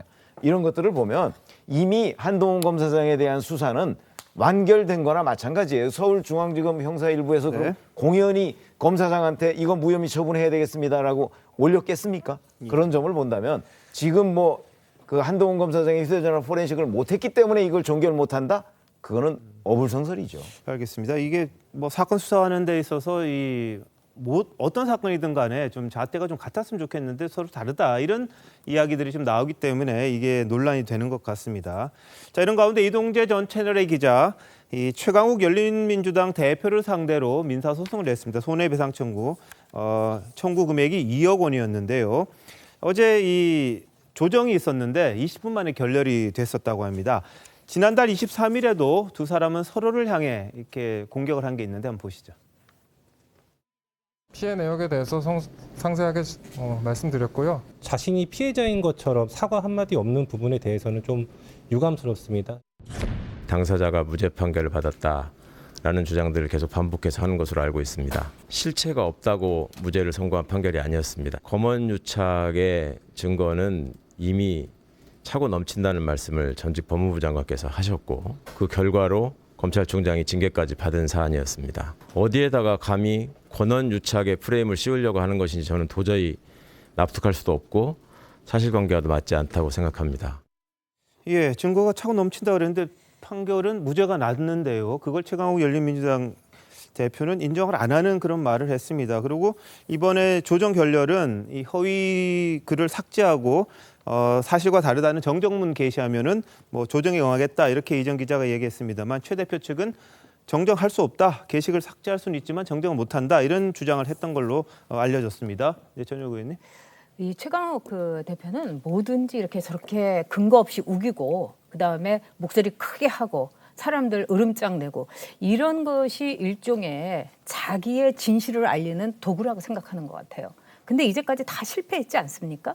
그리고 이동재 기자가 얼마나 많은 피해를 그동안 최강욱 그 대표가 이동재 기자에 대해서 검언유착에 이루 말할 수 없는 제가 보기에도 정말 심한 말을 했어요. 그렇다면은 정말 이동재 기자로서 무죄가 나왔고 또 거기에 대해서 당연히 사과하고 사죄하고 그다음에 글에 대해서도 사죄문 올리고 이게 정상적인 사람의 또 정치를 하는 사람으로서의 도리입니다. 그런데 참 웃기는 거죠. 이 조정에 들어갔을 때 글을 삭제는 할 수 있다. 근데 정정은 못한다. 이게 어떤 뜻인지 결국은 요만한 조그만 그 알량한 자기의 자존심을 지키겠다는 그 억지 제스처인데 이거 사람들이 보기에는요 웃음거리밖에 되지 않습니다. 그리고 나이 먹은 사람으로서 이동재 기자가 정말 한 기자로서 얼마나 큰 고통을 겪었는지 거기에 대해서 무모하게 또 되지도 않는 비난을 한 거에 대해서 깔끔하게 사과해야죠. 알겠습니다. 근데 삭제를 할 수 있다는 것과 또 이게 틀렸다 이렇게 또 이제 일치한다고 또 볼 수는 없을 수도 있습니다. 삭제는 해주겠는데 원하니까. 다만 본인이 쓴 게 이제 틀린 내용은 아니라고 주장을 할 수 있을 것 같은데 이 부분에 대해서는 이제 민사가 제기됐으니까 이 사실관계를 한번 따져볼 걸 같거든요. 그 부분이 어떻게 될지는 또 한번 봐야겠죠. 그런데 이게 그 민사만 있는 게 아니고요. 이 글이 이제 그 명예훼손으로 형사재판으로 이게 기소가 돼 있습니다. 그렇죠. 그렇다면 이게 정정해 버린다는 말은 자기 잘못을 이게 인정한다는 거잖아요. 그래서 저는 이게 정정을 못한다 보고요. 그 글의 내용을 보면 이동재 기자가 이제 이철 그 밸류 인베스트먼트 대표 있잖아요. 이분한테 뭐라고 했다고 글을 올리냐면 이 대표님 사실이 아니라도 좋다. 당신이 살리면 유시민에게 돈을 주었다고 해라. 그러면 그것으로 끝이다. 그 다음은 우리가 알아서 한다. 이렇게 말을 했다고 글을 올린 거예요. 근데 그게 지금 증거상으로 녹취록이나 아무데도 이게 증거가 없는 허위 글이다. 그래서 이게 기소가 된 거 아닙니까? 따라서 이 부분은 입증을 최강욱 의원이 해야 되는 거예요. 이동재 기자가 이철 대표한테 이런 말을 했다는 걸 저는 어떻게 입증할지 모르겠지만 지금 기소가 된 걸 보면 상당히 유죄 혐의가 크고 그래서 민사에서 정정 조정을 안 받은 게 아닌가 이래 봅니다. 알겠습니다. 그러니까 형사와 같이 맞물려 있는 부분이 있군요. 근데 권한유착의 프레임을 씌우려고 하는지 납득할 수 없다 이런 말을 했는데 이건 어떤 이야기예요? 네, 이건 흐름으로 보면 1년 한 4개월 정도를 쭉 외워서 살펴봐야 되는데요. 제보자 X라는 사람이 최강욱 의원 등의 사진을 올려놓고 이제 작전 들어간다 이렇게 글을 올렸습니다. 그리고 나서 3월 31일 MBC 메인뉴스에서 보도가 나왔는데 검언유착 우리가 포착했습니다 라고 하면서 대대적 보도가 계속돼서 이어집니다. 그때 이동재 기자가 7월 17일께 구속까지 됩니다. 그때 구속됐을 때는 이제 KBS에서 무슨 보도가 나오냐 아주 구속될 만한 아주 정말 굉장히 높은 수준의 증거가 나왔다라는 보도를 합니다. 그러면서 앵커가 꾸짖습니다. 그리고 나서 다음 날 바로 사과를 해요. 그리고 이 사건에 대해서는 한동훈 검사장이 소송을 걸어서 지금 진행 중입니다. 없는 사실까지 만들어서 허위 보도가 계속되었고 7월 17일부터 한 젊은 기자가 죄가 없는데 무죄가 났는데 계속 구속되고 있던 상황. 이 상황이 법질서가 과연 제대로 진행되고 우리 사회가 건전하게 굴러가는 게 맞는 것인지 다시 한번 생각해 봐야 될 부분이라는 거죠. 네. 알겠습니다. 검찰은 기소를 해서 구속을 했고요. 법원이 또 구속을 했습니다만 판결 자체가 이제 무죄가 났기 때문에 그 부분에 대한 다툼은 또 이어질 걸로 보입니다. 1심입니다. 2심, 3심 어떻게 될지도 봐야 되겠죠. 자, 국민의힘 이야기로 넘어가 봅니다. 윤석열 후보 캠프의 이 신지호 정무실장 이 탄핵이란 말을 했다가 지금 상당한 이 논란이 계속되고 있습니다. 어제 윤석열 후보가 이준석 대표에게 전화해서 이제 뭐 일종의 봉합 단계에는 들어갔습니다만 갈등의 불씨 여전히 남아 있습니다. 준비한 화면 보시겠습니다. 당대표 결정이라 할지라도요, 암만 대한민국의 대통령이라 할지라도 헌법과 법률에 근거하지 않은 거는 탄핵도 되고 그런 거 아닙니까? 우리 캠프 모든 분들에게 이 당의 그 화합과 단결에 해가 될 만한 언동은 절대로 하지 말라고 아주 당부를 했습니다. 탄핵이라는 용어는 좀 적절하지 않았던 것 같고 본인이 이 부분에서 사과하고 있기 때문에 조금 더 지켜보겠습니다. 보수 진영의 사람이라 그러면은 탄핵이라는 단어가 갖는 엄중함 때문이라도 상당히 신중하게 사용하게 된 단어인데 단순히 우발적인 상황은 아니었을 거라는 생각이 있고 옆구리 찌르듯이 해야지만이 사과나 아니면 유감 표명이 있을 수 있다는 것, 그리고 지금도 정확한 사과 표명을 듣지 못했다는 것에 대해서 당황스럽습니다. 모든 면에서. 뭐 신뢰하고 넘어가겠다 이렇게 이야기를 했습니다만 여전히 지금 갈등은 남아 있는 것 같습니다. 특히 오늘은 재선 의원들 10여 명이 집단 성명을 냈습니다. 뭐냐 하면 당 대표는 정권 교체를 위한 경선 관리에 최선을 다해야 된다. 이런 지적을 했습니다. 내부를 향해 너무 말을 쏟아낸다. 이런 취지로 이야기를 했는데요. 일단 또 들어보고 이야기 이어가겠습니다. 대선 후보 경선을 앞둔 지금 우리는 우리 대선 주자들의 강점을 부각시키기 위해 하나로 뭉쳐 노력하고 힘을 합쳐야 합니다. 이준석 대표가 내부를 향해 쏟아내는 말과 글에 대하여 깊은 우려를 표하지 않을 수 없습니다. 정권 교체를 위한 단합, 외연 확장을 위해 노력해 주실 것을 간곡히 부탁드립니다. 예, 국민의힘 같은 경우에 이제 내부 분열로 또 이렇게 무너진다 이런 지적도 나오고 있을 정도로 굉장히 대권 주자와 대표 간의 갈등이 좀 확산되는 게 아니냐 이런 지적이 있습니다. 전혁 의원님은 어떻게 보십니까? 지금 그동안에요. 저희가 오히려 이런 갈등이 많을 거라고 생각한 거는 더불어민주당이었어요. 예. 그런데 더불어민주당이라는 180석에 이 대단한 또 여러 가지로 볼 때 모든 것에 있어서 우리가 상상할 수 없는 일을 많이 하는 더불어민주당을 상대로 하려면 예. 국민의힘이 똘똘 뭉쳐도 이게 정권 교체를 할까 말까 한 거예요. 예. 그런데 송영길 대표는 많은 갈등에 대해서 인내하고 참고 이거를 이렇게 가라앉히고 있어요. 그런데 이준석 대표는 그 반대예요.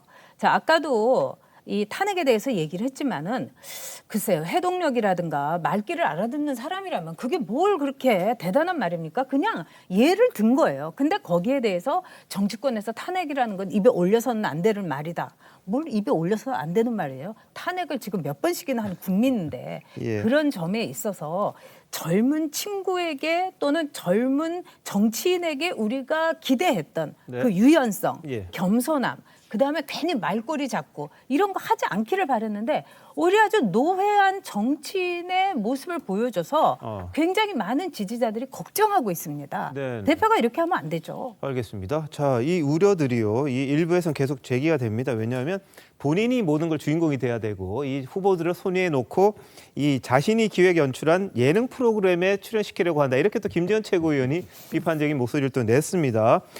당대표조차 당헌 당규를 제대로 이해하지 못하고 경선준비위원회 이런 게 뭐냐 이런 식으로 비판을 했는데 김광 교수님은 어떻게 보세요? 그러니까 지금 국민의힘당의 내분을 보면 두 갈래인 것 같아요. 그러니까 유승민 후보라든가 홍준표 후보 같은 경우는 지금 윤석열 전 총장 측에 어떤 책임이 있다. 왜 이렇게 토론이라든가 뭐 이런 것에 대해서 굉장히 주저하느냐 뭐 이런 얘기를 지금 하고 있는 반면에 네. 다수의 분들은 사실은 이준석 대표에 대해서 공격을 하고 있는 것 같아요. 그런데 저는 개인적으로 이준석 대표가 뭘 그렇게 잘못했는지 예컨대 아까 재선 의원들 모여가지고 이제 발표하는 네. 중에 후보들의 강점을 내세워야지 왜 이러느냐 뭐 이러는데 지금 정책 토론회 하는 게 후보들의 강점을 내세우려고 하는 거 아닌가요? 예. 그리고 쪽방촌 모여서 봉사하고 모임하고 뭐 이런 거 다 후보들을 이제 전면에 내세워서 국민들에게 알리려고 하는 그런 기회들인데 네. 이것을 뭐 누구에게 불리하다 그래가지고 이것이 안 좋은 것으로 얘기하는 것은 전 타당하다는 생각이 안 들어요. 그리고 지금 이거는 뭐 본질적으로 권력 투쟁입니다. 그러니까 당 운영을 누가 할 것이냐에 대한 부분에 대해서 당 대표는 내가 해야 된다라고 생각을 하는 것이고 즉 11월 초까지 당 대표의 역할은 뭐 관리를 잘 하는 거잖아요. 경선 관리를. 그 이유는 아마 후보 중심으로 갈 겁니다. 그런데 그때까지의 어떤 부분, 특히나 이제 초반이니까 사실 당의 어떤 부분들을 다 이렇게 모아서 가져가려고 하는 그런 시도인 것인데 어떻게 보면 그냥 따라주면 되거든요. 특히나 이제 지지율이 굉장히 높잖아요. 그러면 1등의 지지율을 보이는 분이 뭐 예컨대 솔선수범을 한다. 그러면 그 분위기가 훨씬 더 좋아지고 당대표도 살고 본인도 살고 뭐 이럴 텐데 저는 이런 부분이 사실은 민주당에 적용이 된다. 내가 토론회 못하겠다. 그러면 당장에 이제 공정성 논란으로 난리가 날 겁니다. 그런데 지금 많은 이 국민의힘당의 구성원들은 여기에서 이 당대표를 이제 탓하는 이런 장면이라는 것이 국민들 눈에 아주 적절한 건지 저는 그 부분은 조금 이견이 있어요. 알겠습니다. 근데 후보가 뭐 워낙 열대음이 되니까 이게 확실한 토론이 되느냐 이런 지적도 있습니다만 오랜만에 이 보수 능객인 전원책 변호사가 이준석 대표를 향해 한 말이 있습니다. 한번 보시죠. 당대표가 리스크가 되면 안 됩니다. 당대표가 할 일이 뭡니까? 당의 후보들을 반짝반짝 광을 내주는 일이에요. 그런데 이준석 대표는 줄을 세워 자꾸. 자, 뭐 합시다. 자기가 어떤 폼을 잡으려고 그래. 대선 후보가 결정이 돼버리면요. 그 순간부터 당대표는 보이지 않습니다. 자기가 대단히 뛰어나기 때문에, 대단히 실력이 있기 때문에 그렇게 당대표가 됐다고 생각하면 그건 큰 오해죠. 본인이 무슨 겸손해야 돼요. 당 후보들을 광을 내줘라 이런 충고를 했는데 어떻게 보셨습니까? 아니 지금 사실 정치를 좀 안다고 한다면 그러니까 이제 저희도 사실 정치부 기자 오래 했습니다만은 안다고 보면 전원책 변호사가 얘기하는 거하고 다 비슷하게 얘기를 해요. 네. 그럴 수밖에 없어요. 예. 특히 대선 후보를 뽑기 위한 그런 대표잖아요. 지금은 경선 관리를 위한 대표라고 해도 과언이 아닐 정도인데. 예. 자 그렇다면 당연히 본인은 뒤로 빠지고 어떻게 하든 자기 당이 정권을 잡을 수 있도록 도와주는 것이 그 대표의 임무거든요. 네. 근데 지금은 한번 세보면 좋겠어요. 이준석 국민의힘 대표가 비판한 횟수를 쭉 보면 윤석열 캠프를 비판한 게 제일 많아요. 그건 뭐 세보지 않아도 많아요. 네. 자, 이게 과연 정상적인 거냐 하는 거. 그다음에 또 하나. 지금 윤석열 전 총장 같으면 본인이 공정과 정의, 상식 뭐 이런 걸 대표 브랜드로 하고 있어요. 그런데 쪽방촌 간다고 그러면서 이틀 전에 통보해가지고 쪽방촌 가자고 그래요. 그때 거기에 갈 수 있는 사람이 얼마나 되겠습니까? 뭐 이런 부분을 비롯해서 지금 경선준비위원회라는 곳에서 토론회를 하겠다고 해요. 네. 당원 단계에 보면 그 김재원 최고위원이 얘기하는 거잖아요. 예. 당원 단계에 보면 경선준비위원회가 이런 걸 할 수 있는 권한이 없어요. 경선준비위원회는 그야말로 경선만 준비하면 되는 거예요. 일정 같은 거 이런 거 하면 되는 거예요. 토론회는요. 경선관리위원회에서 선거관리위원회에서 하는 거예요. 네. 그러니까 지금 이 원칙과 상식에 어긋나지 않는 걸 지금 계속해서 이준석 국민의힘 대표가 밀어붙이고 있다는 거죠. 그렇다면 저는 뭐 원희룡 전 제주시사도 지금 반발하고 있잖아요. 네네. 이런 부분에 관해서 정의, 상식 뭐 이런 걸 대표 브랜드로 가진 윤석열 전 총장이 저는 오히려 중립적으로 본다면 저런 당의 요구에 응할 수 없겠구나. 이거 원칙에 어긋나는 거기 때문에 이렇게 알겠습니다. 자, 그래서 김기현 국민의힘 원내대표가 상주에서 지금 휴가를 진행 중인 이준석 대표를 찾아갔습니다. 이 대선 후보 토론회 18일 날 하기로 했던 첫 토론회가 있었죠. 경제를 주제로. 근데 이거를 뭐 좀 바꿔보자 이런 제안을 했던 걸로 또 알려졌습니다. 그래서 발표회로 하면 어떻겠느냐 뭐 이런 이야기도 나온다는데 이것에 대해서조차도 우스꽝스러운 모양새가 된다 이런 또 비판들이 제기가 됐고 지금 말씀하신 것처럼 원희룡 후보 같은 경우에도 뭐 곤란하다 이런 입장을 또 드러냈다고 합니다. 네, 자기 정치하다가 정권 교체를 하기를 원하는 그런 지지자들의 열망에 응하지 못하면 당대표 바로 내려가야 될 것이다. 제가 한 3주 전에 이런 말을 했는데 악플을 굉장히 많이 받았어요. 근데 지금은 그런 말을 해도 악플을 다는 사람도 별로 없고 그 악플을 오히려 지우는 걸 확인할 수 있었습니다. 아마 많은 지지자들이 이제 걱정하는 분위기가 됐고 왜 저렇게 월권이라는 논란이 일어날까? 왜 저렇게 계속 체급을 높이려고 하는 듯이 윤석열 총장과 각을 세울까? 이런 의문을 갖는 분들이 점점 더 많아지고 있는 것 같아요. 근데 윤석열 후보 측에서는 그냥 해버리지 뭐 그냥 하면 어때? 라는 생각인데 아무래도 원칙주의자다 보니까 후보 16명인데 토론을 어떻게 하냐. 정견 발표 3분씩만 해서 1시간 넘기고 90분 정도 해서 끝내자. 뭐 그냥 이렇게 해도 좋지만 DJ 서거를 맞춰서 DJ 서거 12주년인가요? 맞춰서 일정을 잡아놓은 게 있다고 합니다. 뭐 그런 입장이고요. 그렇지만 이준석 대표는 오늘까지 살짝 날을 세우고 있어요. 한 캠프 빼고는 다 한다고 연락 왔습니다. 라고 페이스북에 올렸거든요. 그러면서 방식은 논의하겠다라고 뒤를 살짝 열어놨어요. 하지만 경준 시간 얼마 안 남았고요. 자, 어떻게 될 것 같습니까? 이준석 대표 정말 정치 잘합니다. 탄핵 같은 거 얘기하면 안 된다고 했지만 본인 직접 오세훈 급식 투표 때 홍준표 대표가 당대표에서 끌어내려오는 걸 보면서 자기가 들어갔어요. 그런 걸 굉장히 많이 본 노회한 정치인이고 정치 굉장히 잘합니다. 이제 자신이 쓸 카드가 별로 없다는 것도 잘 알고 있을 것이기 때문에 아마 며칠 안에 태세가 바뀌어질 것으로 예상되는 시각도 있습니다. 네, 뭐 일부에서는 잠시만요. 일부에서는 윤석열 후보 이 토론에 약하기 때문에 오는 게 피하려고 오는 게 아니냐 이런 주장도 나오고 있습니다. 뭐 원칙주의인지 모르겠습니다만 여하튼 뭐 일정이라든지 이런 걸 보면은 좀 곤란한 부분도 없지 않아 있을 것 같긴 한데 뭐 토론하면 나와서 한번 자기 실력 보여주면 되는 거 아니냐 이런 이야기도 일부에서 나오고 있습니다. 다만 홍준표 후보 캠프에서는 여튼 경선 관리위원회에서 하는 토론은 몇 번이든 하겠다 이렇게 입장을 나오고 있습니다. 알겠습니다. 뭐 경선 관리에 들어가면 그때부터야 이제 당연히 후보로 참여할 텐데 홍준표 후보가 이런 이야기에서 혹시 안 가는 건지 모르겠어요. 이 정권 초기 윤 전 총장에게서 피 맺힌 피해를 당했다. 야권을 괴멸시켰다는 비판받았는데 토론 나오면 아주 벼르고 있습니다. 그것 때문에 아니냐 이런 이야기도 좀 나옵니다. 네.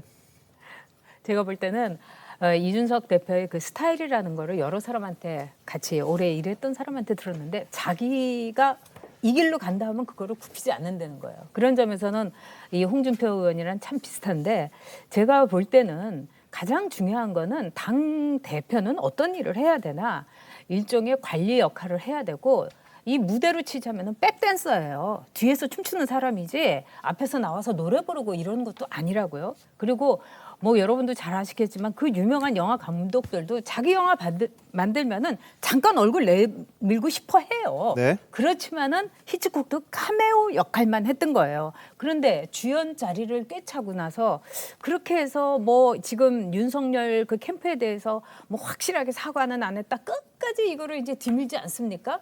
근데 지금 국민들이 분개하는 거는 뭐냐?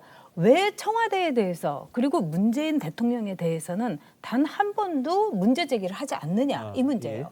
지금 활동가라고 불리우는 청주 간첩단 이 문제라든지 드루킹 김경수 유죄라든지 얘기하지 않는 입장이 없다는 거에 대해서 입장을 추구해야 되는데 그 추궁을 오로지 윤 캠프한테만 하는 거 국민들이 납득이 안 되는 거죠. 알겠습니다. 저는 지금 당 전당대회 때를 돌이켜 봐요. 지금 많은 분들이 관리형 대표를 지금 말씀하시고 계시거든요. 그럼 잘못 뽑은 거죠. 그때 선택을 다른 분을 했어야죠. 나경원 후보나 주호영 후보를 했었어야죠. 왜 그때 변화의 어떤 상징이라고 얘기할 수 있는 이준석 대표를 뽑아서 지금 그 관리형의 어떤 이미지 그리고 관리형의 역할 이것을 주문한다면 상호 모순이 되는 겁니다. 그때는 변화의 어떤 이미지를 다 받아서 국민들의 호응을 얻고자 했으면 그런 어떤 리스크는 같이 가져갈 수밖에 없는 것이거든요. 모든 걸 원하는 걸 다 받을 수는 없는데 그때는 변화, 지금은 안정, 지금은 관리. 저는 어떻게 해서 이제 그 상황 따라 이제 이해관계 달라지니까 뭐 이해는 하지만 사실은 이준석 대표랑 어떻게 상호 이런 부분들을 잘 화합을 해서 사실은 나이가 아무래도 30대잖아요. 그러면 더 많은 분들이 더 많은 대화를 통해서 이거를 이끌어 나가고 같이 이렇게 힘을 모아주고 하는 그런 이 모양을 만들어야지 자꾸 지금 보면 이렇게 모으는 그런 느낌을 받아요. 그러면 이준석 대표는 더 밀릴수록 더 강하게 나가지 않을까 뭐 그런 생각도 봅니다. 저는 이제 그 석석 갈등, 투스톤 이게 그 정권 교체의 가장 리스크인데요. 이 부분은 저는 전적으로 이제 그 이준석 대표의 책임이 크다 이렇게 봅니다. 한번 보십시오. 지금 이게 8월달에 10며칠 동안에 페이스북에 40여 개의 글을 올렸습니다. 자 그렇다면 이게 대변인은 토론 배틀에가 왜 뽑아놨습니까? 대변인은 안 하고 본인이 40개 글을 올릴 정도면 대변인 그렇게 토론 배틀 뽑을 이유도 없잖아요. 근데 그 40개 글이 정권에 대한 투쟁이 하나도 없어요. 조금 전에 그 우리 전혁 의원도 말씀했지만 간첩 문제라든지 백신 문제라든지 또는 이게 드루킹 선거 부정이라든지 정권에 대한 투쟁은 하나도 없고 오로지 이게 윤 총장 공격 이게 대부분의 글 아닙니까? 저는 지금 이게 토론회 가지고 하는데요. 이 토론회는 경선 버스가 출발하고 해야죠. 경선 버스가 출발도 안 했으면 누가 후보가 될지도 모르는데 토론에 나왔다가 나중에 후보 등록 안 하면 어떻게 될 겁니까? 따라서 저는 이게 그 이준석 대표 체제가 좀 더 공정히 가진다 이런 봅니다. 자, 뭐 직접 소통하는 건 좋은 거죠. 대변인 통하지 않고 본인이 자신 이야기하는 건 좋은데 지금 내용에 있어서 이제 과연 대여 투쟁에 얼마만큼 할애하느냐 아니면 대내 투쟁에 할애하느냐 그 부분을 놓고 좀 말들이 좀 오가는 건 또 사실인 것 같습니다. 자, 이런 가운데 민주당 대선 후보들 쇼호스트가 됐습니다. 무슨 말이냐고요? 대표 공약을 상품으로 팔았는데 한번 보시죠. 주거 패키지 상품을 선택하시는 국민들의 상황에 딱 맞는 신복지 정책도 추가로 드리겠습니다. 오! 1+1이네요. 청년 1인 가구 패키지를 선택하시는 20대 남성들께 드리는 상품인데요. 장병 사회 출발 자금 상품을 준비했습니다. 보험왕, 보험 완판 요정 이재명입니다. 재명케어는 부정식품을 사 먹지 않아도 될 자유, 장시간 초과 노동에 시달리지 않아도 될 자유 보장해 드리도록 하겠습니다. 기후 위기는 우리 사회적 약자에게 가장 먼저 닥칩니다. 우리 북극곰이 북극에 있으니까 여기까지 경고를 하려고 온 거죠. 맞네요. 저 추미애가 앞장서겠습니다. 안정감 있고 불량 상품이나 거짓 상품이 아닌 찐 상품으로 준비했습니다. 믿는다. 정세균. 부동산 공급 폭탄이 투하되고 있습니다. 주택 공급 폭탄으로 집값을 확실히 잡겠습니다. 혹시 50% 할인한 아파트 보신 적 있나요? 공공택지를 조성을 하고 직접 건설을 해서 원가에 파는 아파트입니다. 반값에 세일이 더 들어가면 3분의 1 가격에도 구매 기회가 옵니다. 모병제를 도입하고 숙련된 장병을 중심으로 해서 정예강군을 만들겠다. 이런 취지에서 제가 강력하게 밀어붙이는 정책 상품입니다. 예, 완판 쇼호스트가 과연 누가 될까요? 이 국민이 선택해야 할 텐데, 자, 이승훈 변호사님 어떻게 보셨어요? 좀 색다르네요. 네, 그렇습니다. 코로나 시기이다 보니까 선거 방법도 정말 다양해지고 색다른 방법을 선택한 것 같습니다. 특히 이제 집값과 관련해서 공급 폭탄이 나왔으면 좋겠다는데 저도 귀가 솔깃한데요. 실제 이제 집값이 너무 많이 오르다 보니까 국민들께서 많이 심사 아주 마음이 그런데 실질적으로 이렇게 공급 폭탄이 이루어지면 실제 지금 집값이 꼭지점이 되지 않겠습니까? 그런 시기가 빨리 됐으면 좋겠고요. 또 이재명 지사 같은 경우는 어떤 부정식품이나 장시간 노동이 하지 않는 그런 사회를 만들겠다라고 했는데 그런 상품을 만들겠다라고 했는데 이게 또 윤석열 전 총장을 또 겨냥한 것으로 보여지고요. 또 우리 추미애 전 장관 같은 경우는 기후 얘기를 했는데 또 최근에 어떤 기후 변화로 인해서 굉장히 비가 홍수가 많이 오고 이러기 때문에 이런 것들을 후보들 별로 재치 있게 한 것 같은데 이제 국민들이 이걸 보고 어떻게 판단하실지는 한번 지켜봐야 될 것 같습니다. 예. 제가 볼 때는 홈쇼핑도요 굉장히 유능한 분들이 하는 거고요. 홈쇼핑을 많이 하는 이유 제가 뭐 많이 합니다만 반품이 굉장히 자유로워요. 근데 저렇게 불가능한 공약 뻥을 튀긴 공약을 하게 되면 저거 100% 반품됩니다. 이거 나라에 세금 그냥 흘려버리기고요. 저거 100% 반품해요. 저도 반품하겠습니다. 알겠습니다. 자, 이 전 의원님은 이제 현실성을 따져보시는 건데 국민들이 이제 판단하실 부분인 것 같습니다. 저게 이제 재원이라든지 이런 걸 자세히 좀 소개를 해야 할 것 같은데 자, 근데 오늘은 이재명 경기지사가 기자회견을 열어서 5차 재난지원금 지급 대상을 전 경기도민에게 확대하겠다 이렇게 발표를 했습니다. 정부가 이야기한 건 88%였는데요. 이걸 놓고 지사 찬스 쓰는 게 아니냐. 그리고 정부가 국회가 다 합의한 걸 어떻게 지사 혼자 이렇게 경기도만 그렇게 하느냐. 이런 지적이 좀 나왔습니다. 김광 교수님 어떻게 보세요? 지사 찬스 맞죠. 그런가요? 그렇죠. 그런데 이제 사실은 지사 찬스를 그러면 이재명 지사만 쓰느냐. 1월 달에 원희룡 지사도 썼고요. 지금 3월 달에 서울시장도 썼고 작년에는 대구시장도 썼습니다. 이게 지자체별로 사실상 그 지자체에 필요한 어떤 재원을 갖고 있는 재원을 바탕으로 해서 필요한 분들에게 줄 수 있는 권한이 있거든요. 그래서 그 권한을 행사하는 도정 행정의 일환이다 이렇게 볼 수 있는 것인데 지금이 이제 경선 과정이고 선거 국면에 들어오니까 그런 논란이 있는 것이죠. 그런데 저는 한 가지 이재명 지사가 과거에는 뭐 선별 지급하고 이런 상황이었다가 갑자기 선거 때가 됐으니까 내가 보편 지급하고 다 이렇게 12% 해가지고 다 준다. 그랬다 그러면 이 선거에 활용했다고 비난을 할 수 있는 근거가 될 것 같아요. 근데 중요한 거는 원래부터 그냥 보편 지급이고 이런 식으로의 원칙적인 어떤 철학을 갖고 있는 분이기 때문에 그 얘기를 반복적으로 했던 것을 그냥 실천하는 것이거든요. 그래서 도정에 관한 권한을 갖고 있는 사람이 사실상 그런 정책을 시행한 것이다라고 평가합니다. 알겠습니다. 그런데 다른 후보들은 좀 불만스럽습니다. 지사 빨리 내려놓으라 그랬는데 안 하고 전 도민에게 주겠다 그러니까 이게 선심 행정 아니냐 뭐 이런 식의 이야기가 나오는데 어떻게 보세요? 아니 그러니까 당연히 지사 찬스 얘기가 나오는 것이죠. 아까 얘기한 뭐 원희룡 지사나 서울시장 같은 경우는 무슨 선거를 앞두고 또 이게 재난지원금 문제와 관련한 그 찬스를 쓴 건 아니거든요. 그런데 지금 그 이제 대선 뭐 6개월 며칠 남았습니다. 그렇죠? 근데 그렇게 남겨놓고 경기도지사가 그 더군다나 도지사라고 한다면 정부의 정책, 더군다나 뭐 야당도 아니고 여당 아닙니까? 여당 소속이라면 저는 협조의 의무가 있다고 생각을 합니다. 당정청이 합의한 88% 지급 이 부분에 관해서 혼자만 경기도는 조금 다른 시도보다 사정이 낮다고 해서 혼자만 튀어서 저렇게 한다? 이거는 선거를 앞둔 명백한 지사 찬스다. 아마 그런 부분에 관해서 어차피 전 국민을 상대로 앞으로 이제 투표를 해야 될 텐데 그런 부분에 관한 평가가 있을 것이다 이렇게 생각합니다. 알겠습니다. 이게 독이 될지 득이 될지 글쎄 한번 봐야겠죠. 잠시만요. 대한민국 이슈의 중심 시사쇼 이것이 정치다. 여기까지입니다. 다음 주 월요일 다시 찾아뵙겠습니다. 고맙습니다.